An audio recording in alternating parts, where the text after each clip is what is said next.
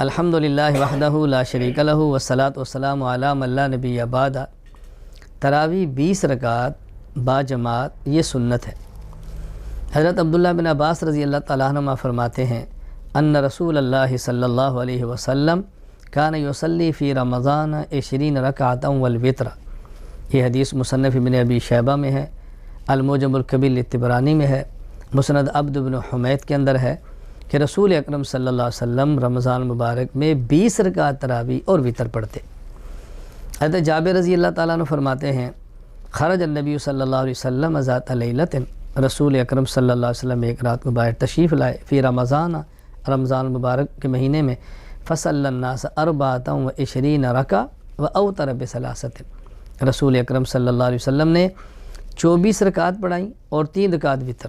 24 رکعت کا معنی 4 رکعت فرض، 20 رکعت تراویح، 24 اور 3 رکعت وتر۔ یہ حدیث تاریخ جرجان لسہمی کے اندر موجود ہے۔ حضرت ابی بن کعب فرماتے ہیں ان عمر بن الخطاب امر ابی بن کعب ان یصلی باللیل فی رمضان، کہ حضرت عمر بن خطاب رضی اللہ تعالیٰ عنہ ابی بن کعب کو یعنی خود مجھے حکم دیا کہ رات کو تراویح پڑھاؤ۔ فصلی بہم 20 رکعۃ، تو حضرت ابی بن کعب نے 20 رکعت تراویح پڑھائی۔ یہ روایت مسند احمد بن منیع اور اس میں موجود ہے۔ حضرت محمد بن کعب القرظی فرماتے ہیں کان الناس یصلون فی زمان عمر بن الخطاب فی رمضان 20 رکعۃ، کہ حضرت عمر رضی اللہ تعالیٰ کے زمانے میں صحابہ کرام تابعین یہ 20 رکعت تراویح پڑھا کرتے تھے۔ یہ حدیث قیام اللیل للمروزی کے اندر موجود ہے۔ حضرت عبدالعزیز بن رفیع رحمہ اللہ فرماتے ہیں کان ابی بن کعب رضی اللہ عنہ یصلی بالناس فی رمضان بالمدینہ 20 رکعۃ ویوتر بثلاث۔ ابی بن کعب رضی اللہ تعالیٰ عنہ مدینہ منورہ میں لوگوں کو 20 رکعت تراویح اور 3 رکعت وتر پڑھایا کرتے تھے۔ یہ حدیث مصنف ابن ابی شیبہ میں موجود ہے۔ تو تراویح 20 رکعت اور باجماعت۔ یہاں ذرا ایک بات وضاحت سے سن لیں، عام لوگ یہ سمجھتے ہیں کہ 20 رکعت تراویح حضرت عمر کی سنت ہے، یہ حضرت عمر نے شروع کرائی ہے، یہ بات غلط ہے۔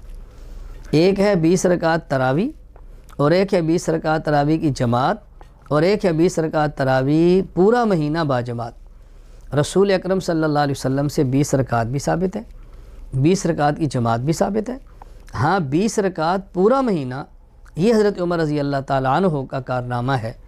پورا مہینہ سے مراد کہ سارے لوگ ایک امام کے پیچھے کھڑے ہو کر تراویح پورا مہینہ پڑھے، ورنہ صدیق اکبر رضی اللہ تعالیٰ عنہ کے دور میں تراویح ہو رہی تھی، باجماعت ہو رہی ہے، لیکن یوں نہیں کہ سب ایک امام کے پیچھے 5 کہیں 10 کہیں۔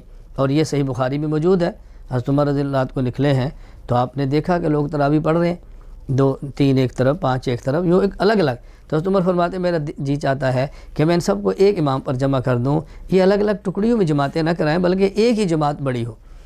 تو یہ حضرت عمر رضی اللہ تعالیٰ کا کارنامہ ہے۔ اور یہ بات ذہن میں رکھنا، پھر بھی ہم 20 رکعت تراویح باجماعت کو سنت کہتے ہیں، تو لوگ کہتے ہیں بھی سنت تو وہ ہے ما واظب علیہ النبی صلی اللہ علیہ وسلم، جس پر اللہ کے نبی کا دوام ہو، تو حضور کا دوام تو نہیں ہے، پھر آپ نے اس کو سنت کیسے کہہ دیا؟ یہ بات اچھی طرح سمجھ لیں۔ رسول اکرم صلی اللہ علیہ وسلم نے رمضان مبارک میں 23 کی رات کو جماعت کرائی، 25 کی رات کو جماعت کرائی، 27 کی رات کو جماعت کرائی، 28 کو جماعت نہیں کرائی، عشاء پڑھا کے اپنے خیمے میں تشریف لے گئے جس میں آپ اعتکاف فرما رہے تھے۔ صحابہ کرام خیمے کے باہر کھڑے رہے، آپ باہر تشریف نہیں لائے۔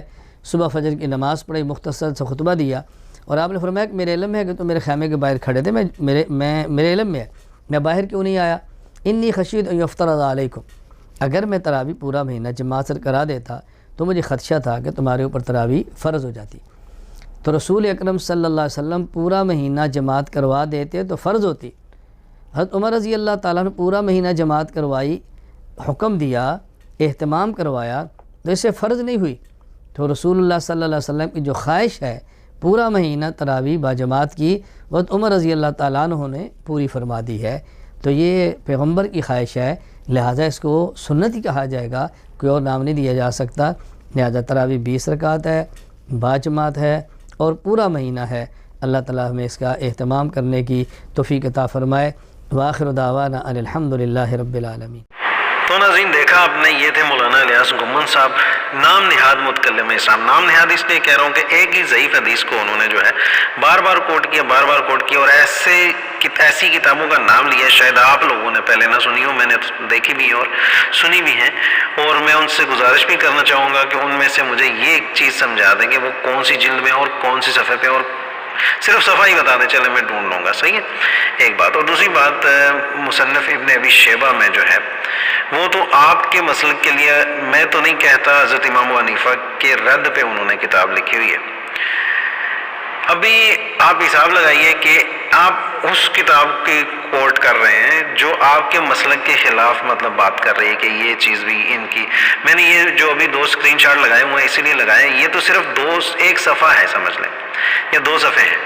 وہ تو پوری کتاب چھاپی ہے انہوں نے آپ کے لیے کہ بھائی میاں ادھر سے یہ مسئلہ ہے ادھر سے وہ مسئلہ ہے, حدیث کچھ کہہ رہی ہے اور حضرت امام ابو حنیفہ کچھ کہہ رہا ہے. حضرت امام ابو حنیفہ کا قول بھی ہے کہ میرے بعد اگر تم لوگوں کو قرآن و سنت ملا تو میری بات کو چھوڑ دینا اور قرآن و سنت پہ عمل کرنا.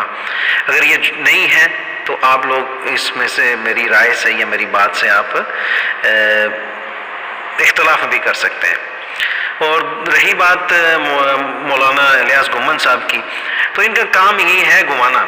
سب سے پہلی ویڈیو جو ہے چینل پہ موجود ہے, اور وہ خود اپنے زبان سے اقرار کر رہے ہیں کہ میں کیسے چلاکیاں کر کے مناظرہ نہیں جیتتے, وہ کیسے چلاکیاں کر کے دین کو بیچتے ہیں, دین کے اوپر انہوں نے کاروبار بنایا ہوا ہے. صحیح ہے, وہ دین نہیں سکھاتے, نہ ہی ان کے پاس دلیل ہے, وہ چلاکی کر کے لفاظی کر کے بات کو گھما کے اپنے آپ کو لوگوں کے سامنے یہ دکھانا چاہتے ہیں کہ بھائی میاں ہم نے جو ہے اگلے کو پچھاڑ دیا.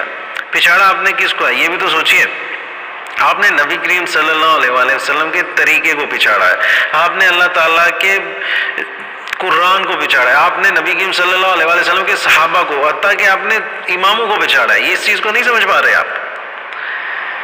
اور ضعیف حدیث کے اوپر متفقن علیہ ضعیف حدیث کے اوپر آپ کا عمل کیسے ثابت ہو سکتا ہے, مجھے اس چیز کی بات سمجھ میں نہیں آتی. یہ دیکھیے تھوڑا سا کلوز کر دیا, یہ کتاب مصنف ابن ابی شیبہ جلد 11 میں جو ہے یہ حضرت امام ابو حنیفہ کے رد میں کتاب لکھ رہے ہیں. آپ پڑھ سکتے ہیں کہ اس میں کتنی احادیث ہیں اور امام ابو حنیفہ کا قول کس طرح سے ہے. میں یہ بحث نہیں کرنا چاہتا.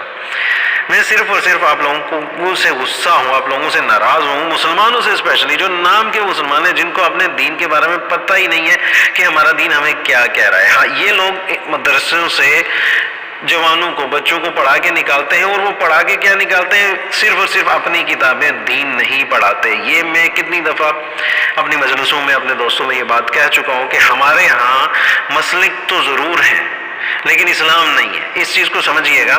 جب آپ نبی کریم صلی اللہ علیہ وسلم کی حدیث کے سامنے, نبی کریم صلی اللہ علیہ وسلم کے فرمان کے سامنے اپنی بات رکھیں گے تو آپ کے پاس اسلام نہیں ہے. اس چیز کو سمجھیے گا. یہ میں نہیں کہہ رہا ہوں, یہ سارے اماموں نے بھی بولا ہے کہ جب ہماری بات قرآن و سنت کے خلاف آ جائے تو آپ نے ہماری بات کو چھوڑ کے نبی کریم صلی اللہ علیہ وسلم کی بات کو ماننا ہے. تو علم حاصل کرنا ہر مسلمان مرد اور عورت پر فرض ہے. آپ نے سیکھنا ہے, علم حاصل کرنا ہے, نہیں تو قیامت والے دن اس کا حساب ہوگا جیسے نماز کا حساب قیامت والے دن پہلا ہے. اسی طریقے سے اس فرض کا علم حاصل کرنا, دین کا علم حاصل کرنا فرض ہے. اور بھی الگ الگ کر کے بولا گیا مرد اور عورت پر فرض ہے. انہوں نے بہت چالاکی سے عورت کو دین سے دور کر دیا. صحیح, پھر اپنی مرضی سے انہوں نے اس کے جو عالمہ بنا رہے ہیں یا پھر مفتی بنا رہے ہیں, عورتوں کو عالمہ ہی بناتے ہیں, مفتی تو بناتے نہیں ہیں. انہوں نے جو نصاب جو انہوں نے بنایا ہوا ہے, میں نے وہ دیکھا تو اس میں تو کچھ نہیں ہے ایسا تاکہ وہ اسلام سیکھ کے کسی کو اکیلی بیٹھ کے وہ عورت جو ہے وہ کسی کو فتویٰ دے سکے یا کسی کو کچھ اپنے دین کے بارے میں بتا سکے. تو برائے کرم, برائے مہربانی, میں کسی کے خلاف نہیں ہوں, میں صرف اور صرف آپ مسلمانوں سے مخاطب ہوں کہ برائے کرم دین کو سیکھیے اور اپنے دماغ کو نیوٹرل کر کے. میری بات سمجھ میں آ رہی ہے نا؟ جب تک آپ اپنے دماغ کو بالکل خالی کر کے, بالکل نیوٹرل کر کے یہ نہیں سیکھتے کہ میں نے نبی کریم صلی اللہ علیہ وآلہ وسلم کی ہر بات پہ عمل کرنا ہے, تب جا کے میں سنی ہوں گا, نہیں تو نہیں. سنی کا صرف نام لیبل لے لینا, سنی کا بندہ جو ہے سنت پہ عمل پیرا نہیں ہو سکتا جب تک کہ نبی کریم صلی اللہ علیہ وآلہ وسلم کی ساری سنتوں پہ عمل نہیں کیا جائے. ہو سکتا ہے آپ میری بات سمجھ گئے ہوں گے. السلام علیکم ورحمۃ اللہ وبرکاتہ.